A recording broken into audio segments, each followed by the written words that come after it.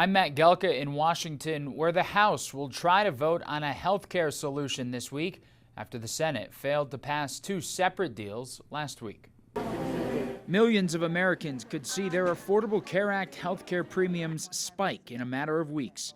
Premium ACA subsidies are set to expire at the end of the year. The Senate failed to advance two potential deals last week, and affordability concerns are top of mind for both parties.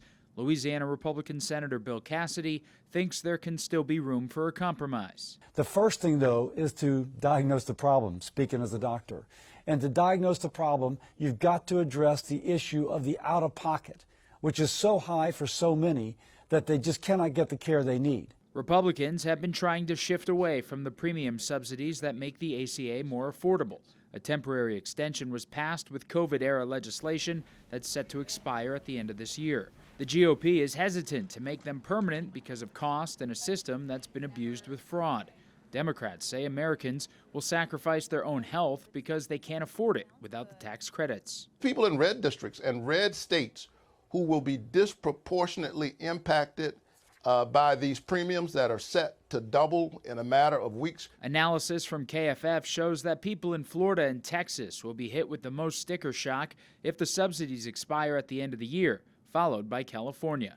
6 of the top 10 states that have the most people enrolled in Obamacare are governed by Republicans. The House is set to vote on a Republican proposal this week that would do things like allowing small businesses and self-employed people to get health coverage through association plans, and also implement cost-sharing measures that lower premiums for some but raise them for others. The Democrats broke America's health care system 15 years ago when they came out with that Obamacare proposal, the Unaffordable Care Act. It did exactly the opposite of every single thing they promised. The House bill does not include extending the premium tax credits, but an amendment could be filed to do just that.